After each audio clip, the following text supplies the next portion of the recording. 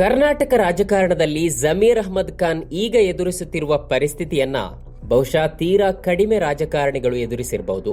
ನಿನ್ನೆವರೆಗೆ ಜಮೀರ್ ಅಹ್ಮದ್ ಖಾನ್ ಅಂದ್ರೆ ಕರ್ನಾಟಕ ಕಾಂಗ್ರೆಸ್ನ ಅತ್ಯಂತ ಪ್ರಮುಖ ಮುಸ್ಲಿಂ ನಾಯಕ, ಮುಖ್ಯಮಂತ್ರಿಯಾಗಿದ್ದ ಸಿದ್ದರಾಮಯ್ಯ ಅವರ ಅತ್ಯಾಪ್ತ.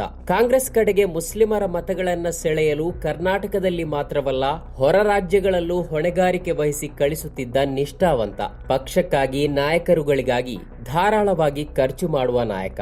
ಇವತ್ತು ಅದೇ ಜಮೀರ್ ಅಹ್ಮದ್ ಖಾನ್ ಎಂಬ 5 ಬಾರಿಯ ಎಂಎಲ್ಎ, 2-3 ಬಾರಿಯ ಸಂಪುಟ ಸಚಿವ, ಹಿರಿಯ ನಾಯಕ ಪಕ್ಷ ವಿರೋಧಿ ಕೆಲಸ ಮಾಡಿರುವ ಬಗ್ಗೆ ಪಕ್ಷ ತನಿಖೆ ಮಾಡಬೇಕು ಅಂತ ಸಮರ್ಥ ಶಾಮನೂರ್ ಆಗ್ರಹಿಸುತ್ತಿದ್ದಾರೆ. ಸಮರ್ಥ ಶಾಮನೂರ್ ಗೊತ್ತಲ್ವಾ? ಇತ್ತೀಚೆಗೆ ತಮ್ಮ ತಾತ ನಿಧನರಾದಾಗ ಅವರು ಶಾಸಕರಾಗಿದ್ದ ಕ್ಷೇತ್ರದ ಟಿಕೆಟ್ ಪಡೆದು ಶಾಸಕರಾದ 27 ವರ್ಷದ ಯುವಕ. ಅವರ ತಾತ ಶಾಮನೂರು ಶಿವಶಂಕರಪ್ಪ ಅಂದ್ರೆ ಕಾಂಗ್ರೆಸ್ನ ಬಹಳ ದೊಡ್ಡ ಮುಖಂಡರಾಗಿದ್ದವರು.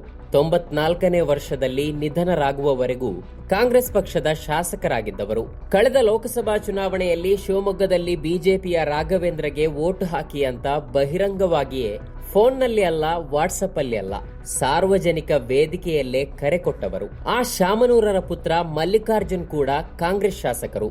ಮೊನ್ನೆವರೆಗೆ ಕ್ಯಾಬಿನೆಟ್ ಸಚಿವರೂ ಆಗಿದ್ದರು. ಆ ಪುತ್ರನ ಪತ್ನಿ ಪ್ರಭಾ ಅವರು ದಾವಣಗೆರೆಯ ಸಂಸದರು.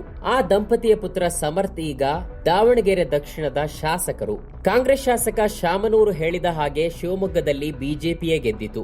ಹಾಗೆ ಬಿಜೆಪಿಗೆ ವೋಟು ಹಾಕಿ ಎಂದು ವೇದಿಕೆಯಲ್ಲೇ ಘೋಷಣೆ ಮಾಡಿದ ಶಾಮನೂರು ಶಿವಶಂಕರಪ್ಪ ಅವರ ಪುತ್ರ ಮಲ್ಲಿಕಾರ್ಜುನ್ ಕೂಡ ಜಮೀರ್ ಅಹ್ಮದ್ ಪಕ್ಷ ವಿರೋಧಿ ಕೆಲಸ ಮಾಡಿದ ಬಗ್ಗೆ ತನಿಖೆಯಾಗಬೇಕು, ಕ್ರಮ ಆಗಬೇಕು ಅಂತ ಹೇಳಿದ್ದಾರೆ. ಶಾಮನೂರು ಬಿಜೆಪಿಗೆ ಮತ ಹಾಕಲು ಹೇಳಿದ್ದಕ್ಕೆ ಅವರನ್ನ ಕಾಂಗ್ರೆಸ್ ಪಕ್ಷ ಅಮಾನತು, ಉಚ್ಚಾಟನೆ ಮಾಡಿತ್ತ?